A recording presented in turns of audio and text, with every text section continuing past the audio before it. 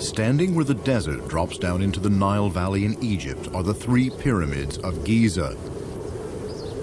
This is the Great Pyramid, the largest of the three and the most massive man-made edifice on Earth.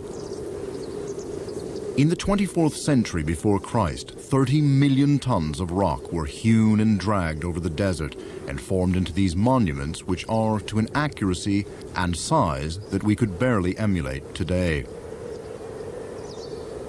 These mansions of eternity, as they were called, were faced in gleaming white Tura limestone, and possibly with a huge gold cap on the top. In spite of the staggering statistics of their construction, there were few hard facts to explain what the pyramids were for, until recently. A new breed of high-tech archaeologists has presented startling evidence which may explain the unknown beliefs of distant Egyptian history. In particular, as we shall show, they are revealing extraordinary insights into the mysterious star-worshipping cult of the ancient Egyptians. Indeed, they believe there may be some cosmic design to these ancient structures. Can the modern age of technology shed light on the spiritual world of the past?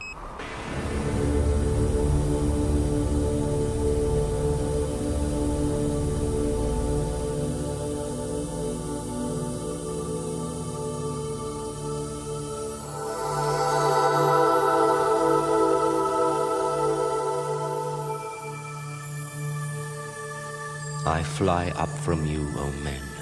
I am not for the earth, I am for the sky. I have soared to the sky as a heron. I have kissed the sky as a falcon. I am the essence of a god, the son of a god, the messenger of a god. Behold, the faithful and loving Osiris has come, as the stars of Orion, the beautiful one. I have come that I may glorify Orion.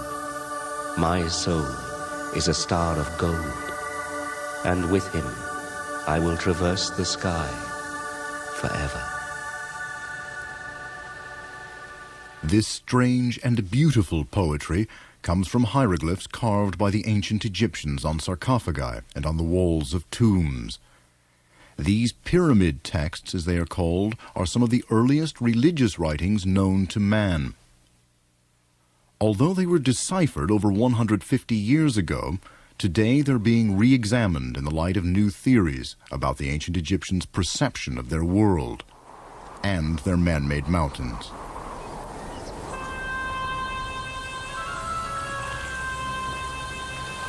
Going back to the beginnings of Egyptian history, from the time of the Roman occupation, is a long journey.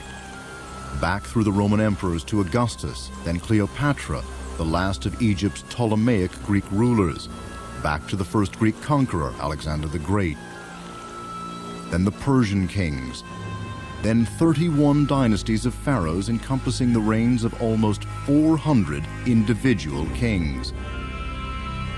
Taking us back 5,000 years to the pharaohs of the Old Kingdom, who first united and civilized the kingdoms of Upper Egypt along the Nile and the fertile delta known as Lower Egypt.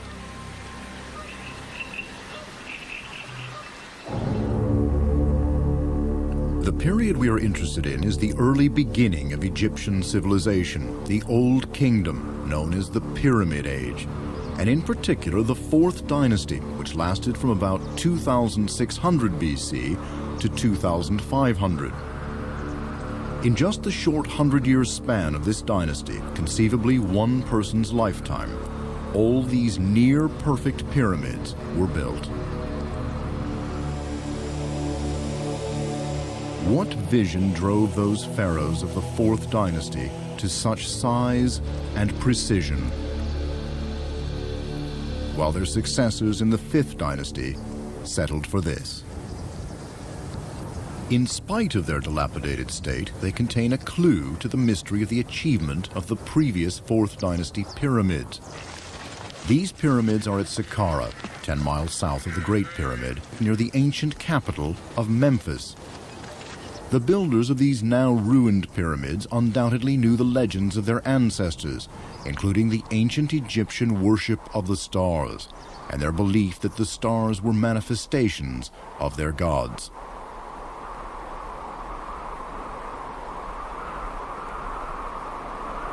Two authors who have just written a book on the subject are Robert Bauval and Adrian Gilbert. They are taking us into the crumbled pyramid of the 5th dynasty pharaoh Unas, where the first clues to their new discoveries lie. In spite of its pitiful state, this pyramid is the first to contain any formal writing. Now look at this. Is this fantastic? Unlike the 4th dynasty pyramids, which were totally devoid of text, these crumbled 5th dynasty pyramids are full of these fantastic writings.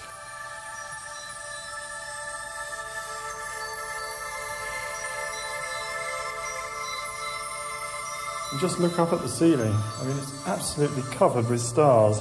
It's just like being out under the night sky.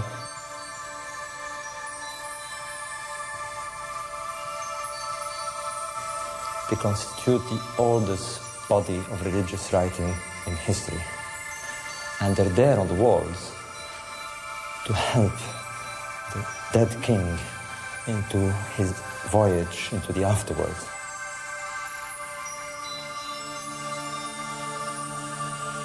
These are pyramid texts and accompanied the mummy that would have been in this tomb, hopefully providing the required mystical hymns and prayers to help the royal owner's journey into the next world. The act of inscribing an idea did more than merely record it. It had magical significance. It was a spell, and had the power to ensure that the written sentiment would actually happen. This, for example, is a snake with its head cut off. This would ensure protection of the soul from snakebite. These texts also show this shape known as an ankh, which symbolized the life force, and their reverence for the great god Atum. And these writings talk repeatedly of the pharaoh becoming a star and traveling to the constellations. This hieroglyph symbolizes Sobed, which is their name for Sirius, the brightest star in the sky, which they associated with the goddess Isis. And here is the name of the king Unas in the oval-shaped cartouche. And here we are told he is given life and he is the beloved of the supreme god, his father, Atum. Now the pyramid texts, together with the ancient later papyrus, known as the Book of the Dead, tell us about the beliefs of these ancient people. And most importantly, they tell us how the Egyptians believed civilization began in their country so many thousands of years ago. The creation myth of the ancient Egyptians is constantly repeated in pyramid texts on the walls of tombs and on funerary plaques. It was of prime importance to them, and they saw each successive pharaoh reenacting it. In the beginning, Atum Ra, the great sun god, looked down on the newly formed land. He sent one of his grandsons, Osiris, to live among its people, to teach them goodness and civilization. Osiris, both man and god, walked the land of Egypt with his consort Isis, and it became a beautiful place.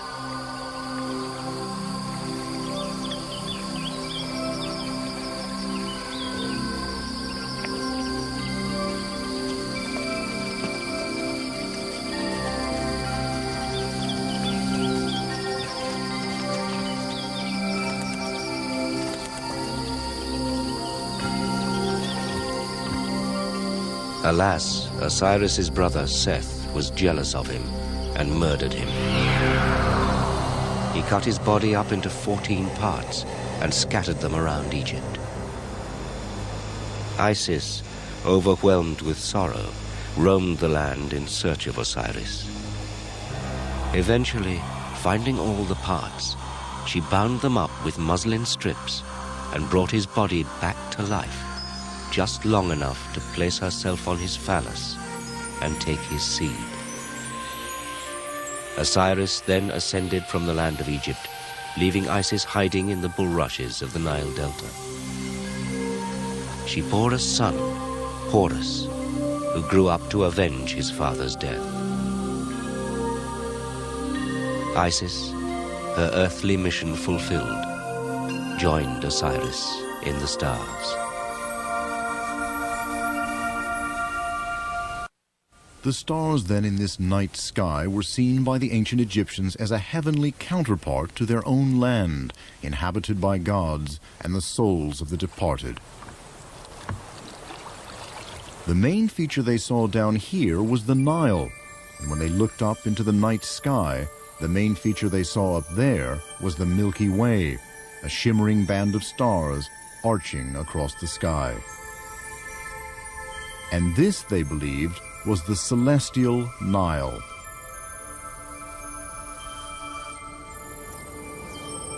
The Nile was held in great awe. Each year it mysteriously flooded and spread fertile mud over the land, and as the country was surrounded on either side by barren desert, it depended totally on this yearly miracle. But how did they explain their good fortune? Well, the time of the flooding coincided with the reappearance of the constellation of Orion in the night sky, having been out of sight for 70 days. So naturally they associated the stars of Orion with Osiris, the god who cared for them and from whom all blessings flowed. And there he was looking down on his benign handiwork beside the banks of the celestial Nile. And to the left of him is the star Sirius, which they saw as his consort, Isis, because it was bright and beautiful and followed Orion across the sky. There they rule the heavenly kingdom. They rule by night. Theirs is the kingdom of the dead. And by day, Ra, the great sun god, rules the land of the living. As for Autumn, who created it all, well, Ra with all his power has taken over, but he allows Autumn to be the god of the setting sun after the business of the day has been done. The ancient Egyptians' creation myth describing good and evil and linking the earth and the heavens is all very beautiful, but what does it tell us about the pyramids? When you're looking at the pyramids, you're looking at religious architecture. And if you think of other religious architecture, such as the great cathedrals of Europe, if you want to understand those, you've got to look at the Bible, which would explain why they're cross-shaped and so on. And in the same way, if you want to understand the pyramids, you've got to look at their religious literature, which is the pyramid texts. Clearly, we're looking at a situation where an idea sparked in the mind of some great architect priest. There must have been a very powerful motive behind this idea. You don't start a construction plan raising monuments to heights of 100 meters without being very motivated. In order to find more clues to the mystery of why they were so motivated, it's necessary to look at the whole area. Egypt is normally seen like this, with north at the top. The ancient Egyptians, however, made their maps facing south. Their whole world view faced south, and the stars that reached the height of their arch through the sky due south was their directional benchmark. The fertile delta known as Lower Egypt, where the Nile flows into the Mediterranean, is thus at the bottom, and the long, narrow Middle Nile, known as Upper Egypt, is at the top. The three great pyramids at Giza, built by the pharaohs Khufu, Khafra, and Menkaura, are therefore here, and we're going to examine the first and largest of them, Khufu's Great Pyramid. The Great Pyramid has four major internal features: an underground chamber that could possibly predate the pyramid, the Queen's Chamber on the exact center line, thought until recently to have been abandoned, and a spectacular grand gallery that leads up to the King's Chamber. The vast grand gallery with its converging stepped walls is considered a triumph of the mason's art. This is the entrance to the King's Chamber. The roof as well as the walls are made from Aswan granite, which gave a hard and holy ring to every sound. The only object in the chamber is the sarcophagus. This was the first sarcophagus to be used by a king, in this case, Khufu. It seems its lid has long since been smashed up and his bejeweled body stolen. The only other feature is the entrance to two tiny 8-inch square shafts that are meticulously crafted and travel at precisely maintained angles throughout the masonry of the pyramid. Boval and Gilbert maintain that probing the secrets of these shafts is central to understanding the function of the pyramid. Traveling out from both chambers are four small 8-inch square shafts, a north shaft from the king's chamber and a southern shaft.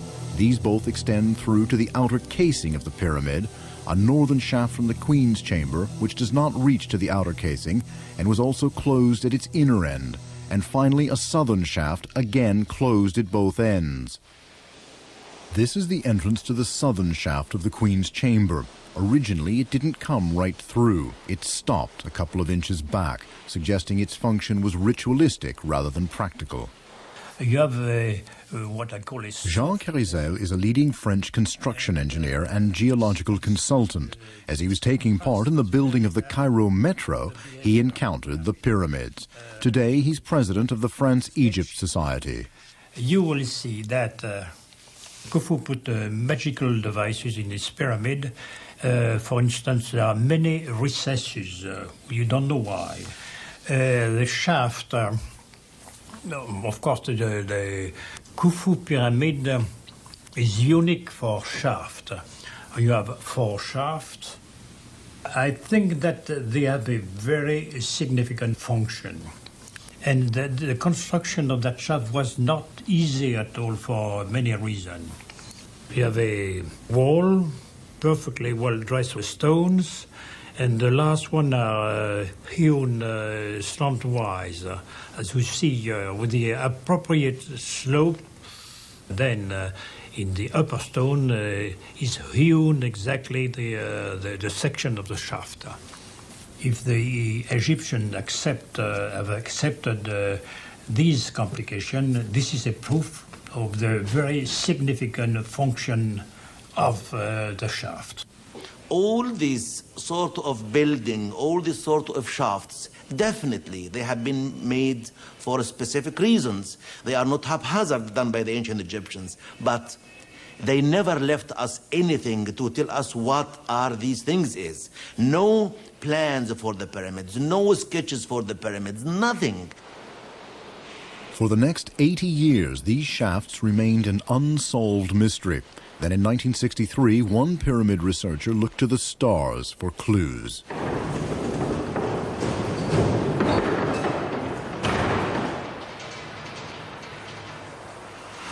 An American astronomer, Virginia Trimble, was asked by a researcher from Egypt, Alexander Badoui, to try and explore the hunch that the shafts originally pointed at something in the heavens.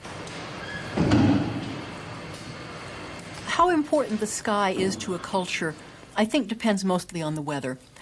The skies of Egypt are dark, or they were 4,000 years ago. They are generally very clear. The Egyptians covered the ceilings of many of their tombs with paintings of the sky showing the patterns of their constellations and the names of the gods and the pictures of the gods placed within those stars. Unfortunately, they went in for artistic arrangement rather than accurate arrangement, and in most cases we cannot be sure which pattern of stars corresponds to which modern constellation. The problem is compounded by the fact that the position of the stars in the sky today is not the same as in the time of the ancient Egyptians. This is due to the phenomenon of precession. Day and night are caused by the Earth spinning on its polar axis once every 24 hours. But what is less well known is that the poles themselves circulate in a wobble-like motion once every 26,000 years. The effect of this precessional movement, as it's called, is that the height the stars arc through the sky changes with time.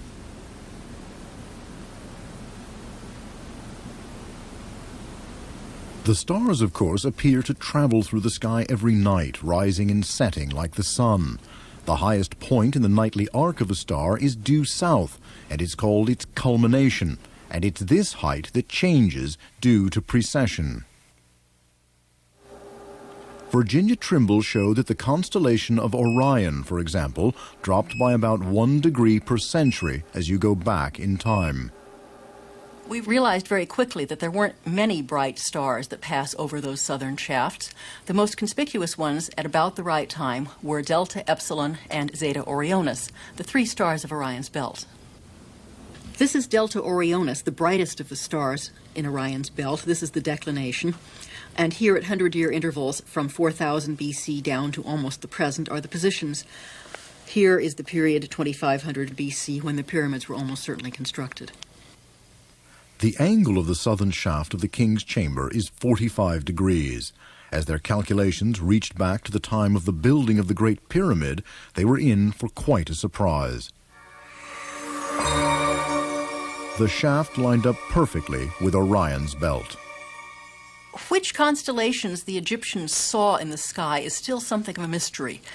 They had a hippopotamus, and we really don't know which set of stars corresponded to their hippopotamus. But they had one constellation that was an erect, standing man, Osiris, the god. And the one constellation that looks like a standing man to everyone is Orion. And the identity between a deceased pharaoh and the god Osiris made Orion immediately a candidate for a shaft whose purpose was to enable the soul of the pharaoh to communicate between earth and sky. We have seen how the shaft of the king's chamber points directly to the belt of Orion. Badawi and Trimble took it up to there in 1964. The next step was to ask, therefore, where do the shafts in the queen's chamber point? So I did the calculations, and I was amazed to discover that the southern shaft of the queen's chamber pointed to Sirius, his consort, Isis. It was a fantastic revelation.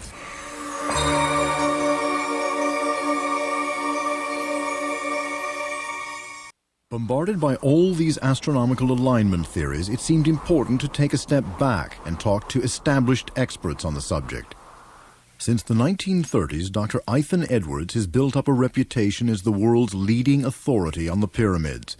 He agrees that the stars played a role in the pyramids' design. The star shafts, as I'm calling them, were directed onto certain stars. The idea being that the spirit of the king could use them to reach those stars. I think the oldest and most important, perhaps, was the northern star shaft. That was directed at the circumpolar stars. We know from the pyramid texts that they attached very great importance to the circumpolar stars because they never disappeared, they never died. The Egyptians called them the indestructibles, the Ikamu Sek. The pyramids had a stellar connection. This has been known for a very long time, and as I understand it,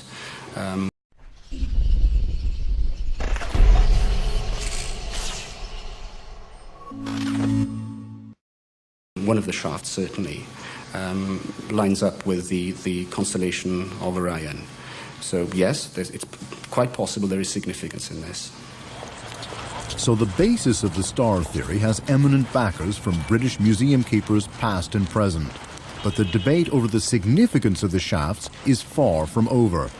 The pyramid texts tell us that the king had a boat in which he used to move around among these stars. They don't tell us what he did when he got there, but at any rate, obviously, they were desirable places to be. The shafts could have ritual significance. It's a matter of dispute. There are some people who feel that they have a purely practical function, that they're ventilation shafts.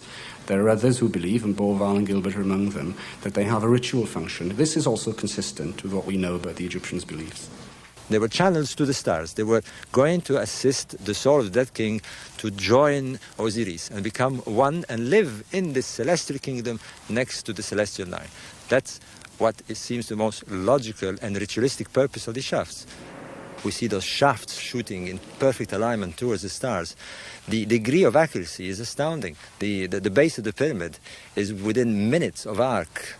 It is very, very difficult for us even today to set monuments of that size. The base of the pyramid is 230 meters long. To walk around the pyramid, you're walking a kilometer.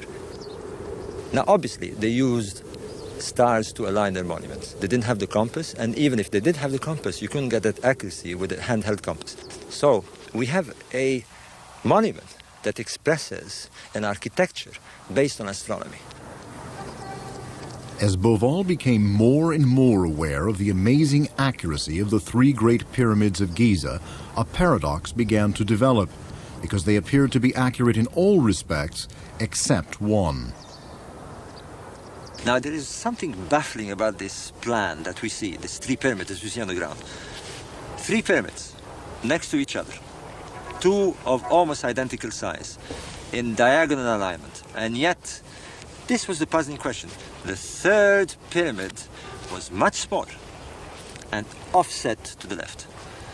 It just didn't make sense. Now, if you were Menkaura, a powerful pharaoh, as powerful as the other two pharaohs who built the previous pyramids, why would you build a smaller pyramid? And indeed, why would you offset it to the left? There had to be an explanation, and the explanation seemed to us to be with the stars. We know from the pyramid texts that each pharaoh saw himself as the latest incarnation of Osiris's son, Horus. He was seen as a living god.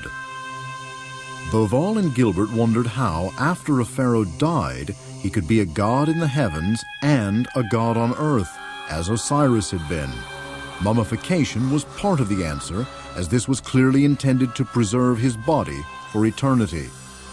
The pyramids seemed to be connected with both, sending the pharaoh to the stars and somehow being the dead pharaoh on earth.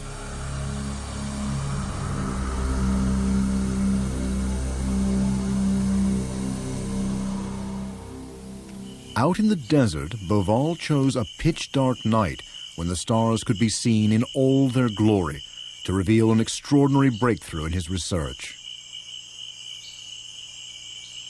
I couldn't find an explanation for the strange layout plan of the three pyramids of Giza. And then, on a night like this, I was in the desert, camping with some friends. In the middle of the night, I couldn't sleep. I got up and stood there on the dune. And a friend of mine joined me. He was a yachtsman. And he was trying to explain to me how to find the star Sirius in the sky. And he pointed at the three stars of Orion. There they were, three stars in a row, and he explained how they were directly above Sirius. And then he said, actually the stars are not actually in a row. The top star is slightly offset to the left. And there I had it.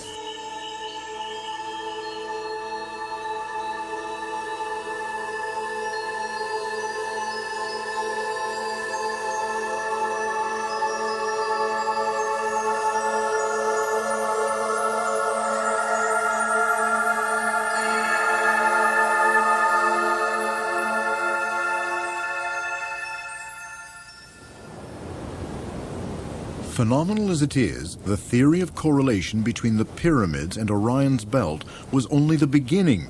To understand its significance, Beauval looked for a wider plan. He started with Egypt's most obvious feature, the Nile. He looked at where the pyramids were in relationship to the Nile and the angle they made with it, and compared them with the position of Orion's belt in relation to the Milky Way. It then occurred to Beauval to look at the other two existing pyramids of the Fourth Dynasty, which were built for unknown reasons some miles away from Giza. Beauval discovered from original graffiti that the first one at Abu Rawash, built by Jedafra, a son of Khufu, was also named after a star. The second one was built 3 miles from Giza at Zawiyat al-Aryan. He then looked at the overall pattern and was staggered. Osiris was the constellation of Orion. Therefore, Osiris on Earth was the pyramids of the Giza area. The Egyptians were attempting to build no less than heaven on earth.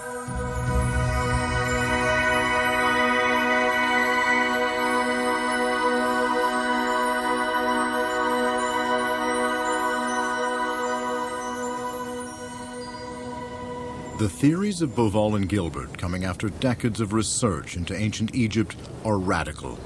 So what of the experts? The initial reaction of the academic world was surprising. pyramids in general are not very popular with Egyptologists because I think they're too plentiful. There are about 100 of them.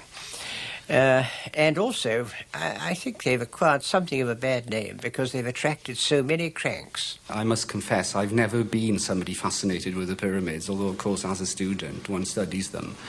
It is a curious thing. The Great Pyramid has this power over people. In my view, it has the power to destroy common sense. We are ready to hear everything about the pyramids. We have pyramid power books. We have pyramidologists. We have people who are thinking, no, the pyramids in Egypt and in Mexico and in Peru have been built by people who came from the stars, from heavens. This is not human hands. And, you know, how can this Egyptian build such a huge thing? It's people came from heavens and they have built it for them. I can't really offer any kind of opinion on the value of the work of the so-called pyramidology. Well, they're called pyramidians, of course, and the so-called pyramidology. I can only say that most of what I can understand doesn't really make much sense to me. Living in the Pentland Hills outside Edinburgh is Mary Brooke, a former lecturer in astronomy and wife of a now retired Astronomer Royal for Scotland, Herman Brooke. One of my husband's predecessors, Charles Piazzi Smythe, a very distinguished and clever man who was Astronomer Royal for Scotland for 42 years. He did a lot of excellent work in laboratory spectroscopy as well as astronomy. But he had one eccentric streak, and that was his firm belief in the symbolism of the Great Pyramid of Giza, which he thought had been built under divine inspiration. At the time also, there was a very strong evangelical movement in Britain. There were people who were worried about the theory of evolution. There were people who worried about the findings of the geologists who said that the Earth was extremely old and so on. And they were a bit worried that the authority of the Bible was being undermined. Now, the theory was that the pyramid was built with labour of the Israelites when they were in captivity in Egypt, and that though the building was a monument or a tomb to a pharaoh, that hidden in it was the design which was inspired by God. The cult of the pyramid is still very much alive, and I think myself that Piazzi Smythe had a lot to do with it. So here in the snowy wastes of Scotland was the source of much of the ridicule to which pyramid ideas are subjected. But are Bauval and Gilbert part of this cult? Or is their theory held back by Piazzi Smythe's legacy? It's not completely inconsistent with the Egyptians' belief about the afterlife and the way that they saw the stars having a function in this. But I think too much is read into that in this case. My own view is that the position of the pyramids had just as much and perhaps more to do with geology and existing topography. Jean Carizel has applied his knowledge of rock substrata to the Giza Plateau. He is not so sure that the reason for the offset of the small pyramid is connected with the terrain. I don't think there is any rational reason from the topographical point of view for a non-perfect alignment of the three pyramids. The line going through the centers of the two first pyramids is not going through the center of the last one, the Menkaure pyramid. There is no obstacles concerning the relief. I cannot explain why there is this anomaly. There is certainly another reason relating probably to astronomy. And I think personally that the layout of the three pyramids has been designed from the very beginning by Khufu. There are lots of pyramids in Egypt, not only one pyramid. Of course, the greatest are the three pyramids. But try to put them according to astronomical theory, I can't agree with that and for the moment. I can't pass judgment on it, but I think it's something that has to be aired. And I think that Mr. Beauval has performed an important service in giving this an airing. I've no doubt it'll be criticised. Bound to be. Such things are when they start. The layout of the three pyramids, just speaking as an astronomer, is very reminiscent of the pattern of the three stars in the belt of Orion. There's no question about it. For a start, the three pyramids appear to be equidistant, just as the three stars in the constellation of Orion are equidistant, with the third star slightly offset from the other two and slightly fainter as well, just as the third pyramid is smaller and slightly offset the line of the other two. It's certainly a very intriguing idea, there's no question about it, but I think we would have to go back into the minds of the ancient Egyptians to know whether, in fact, that's what they intended to do. I'm very sceptical about the larger view, Beauval's larger view of the constellation correlating to the pyramids on the ground. This would imply that the Egyptians of the Old Kingdom were able to reproduce on land over a huge distance a kind of map of the sky picked out from various constellations. I find that very hard to believe. I find it improbable. It doesn't seem to me to be an impossible idea. More than that, I wouldn't care to say. It seems then that for the moment the jury is still out, but Beauval and Gilbert have not yet presented the full case. Stars and shafts, maps and heavens may well align, but still, what does it all mean? Beauval uses his computer to examine the northern stars as they would have appeared over Egypt at the time of the Fourth Dynasty, about 4,500 years ago. It seems that the ancient Egyptians saw the northern star constellations, particularly the Great Bear and the Little Bear, as powerful overseers of the sky. They revolved above them all year, regular as clockwork. Other constellations, Orion for example, disappear for 70 days of the year. They die.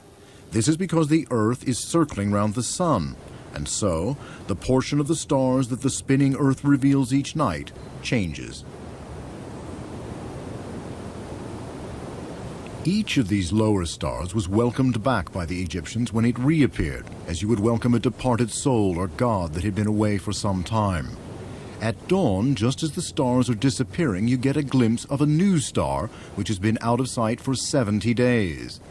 This was the dawn rising, or helical rising as it is called, of that star. It was reborn.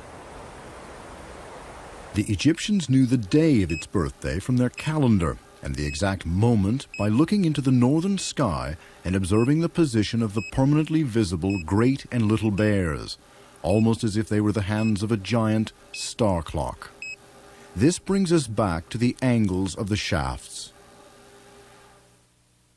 It seems that not only were these pyramids of Giza a representation of the heavenly kingdom above, but they were also the ancient Egyptians' version of a sort of Cape Canaveral, with the ability to propel the soul of a pharaoh to distant destinations in the sky.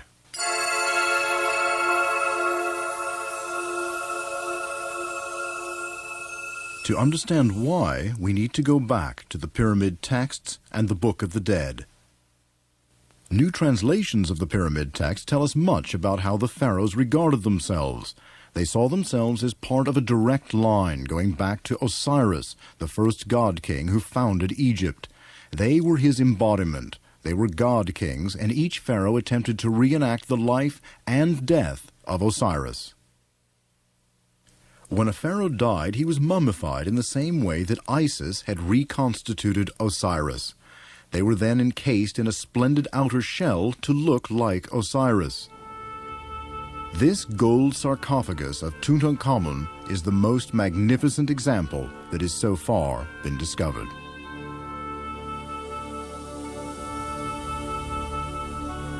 These papyri of the Book of the Dead in the British Museum tell us of one of the great ascension rituals that would have followed the preparation of the mummy. This was known as the opening of the mouth ceremony. His consort and his still mortal son must cause new life to stir in him.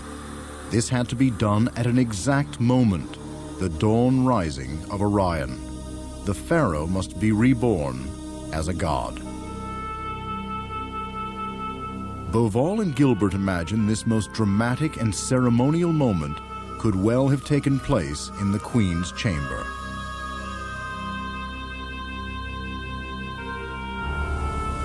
The son and wife of the dead pharaoh performed this ceremony with an adze in the shape of the little bear.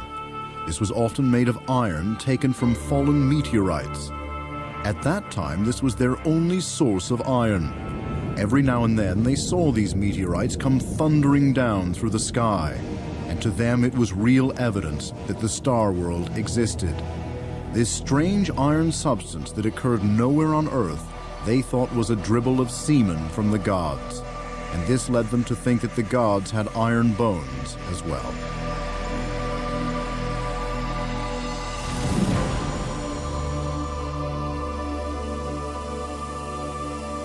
I mean, who can imagine just exactly what would have happened? The fantastic costumes that they would have been wearing, the sense of excitement, the wailing women dressed like Isis, and the dead pharaoh in his coffin is stood upright. The stars aligning themselves with the shaft in the north. The constellation of Orion just about to rise at dawn on the horizon. And then the son of the pharaoh, probably wearing a hawk mask, takes up this small adze tool, which is shaped like the northern constellation, and strikes open the mouth of the pharaoh, and takes another tool and plunges it in and opens the mouth.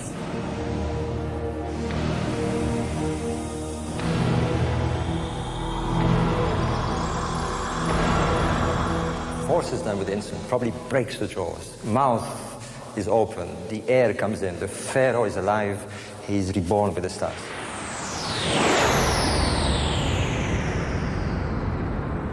So the opening of the mouth ceremony, performed at the exact moment of the rebirth of Orion, had in the minds of the ancient Egyptians caused a new sort of half-life to stir in the dead king. Rebirth and new life were very important to them, and god kings were required to have awesome sexual potency to enable them to copulate with goddesses. The pharaoh has a further duty to perform as the arisen Osiris. He has to make sure that there is a future heir to the throne who can inherit the title of Horus. And to do that, he has to impregnate Isis, his wife, who is symbolized by the star Sirius. Now, the next thing that would have happened is that they would have turned the mummy of the king to the south, in alignment with the southern shaft. He probably had an erect phallus attached to his mummified body. And his duty before departing into the afterworld was to seed the womb of Isis, his mythological wife, represented by the star Sirius. They believed that after her dawn rising, her rebirth, she became a perfect adult capable of bearing children when she reached the south meridian at dawn. And as this star aligned itself at dawn with the southern shaft, with the king facing it, that is probably the moment of the seeding of the womb of Isis.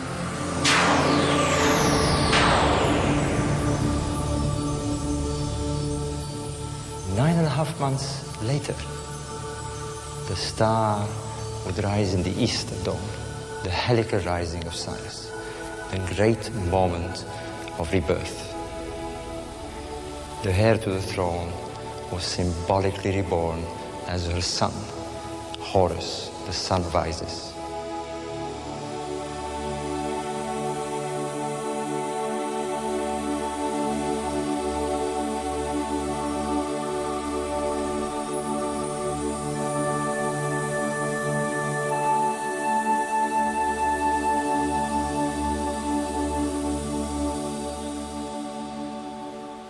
The Egyptians had the cosmos near to them. They saw the stars as part of their environment. They saw their gods close to them. Their faith was at reach. They could see their destiny in the sky. In many ways, they were closer to their faith and their gods than we are today. The legend of Osiris and Isis powerfully explained the existence of the ancient Egyptians' world. It told the story of good and evil, rebirth and redemption. In effect, they had a huge stained glass window in front of them every night. Boval and Gilbert offer a theory which fits the facts derived from the latest technology, but they help us uncover the mystery of an ancient vision of the world and the cosmos.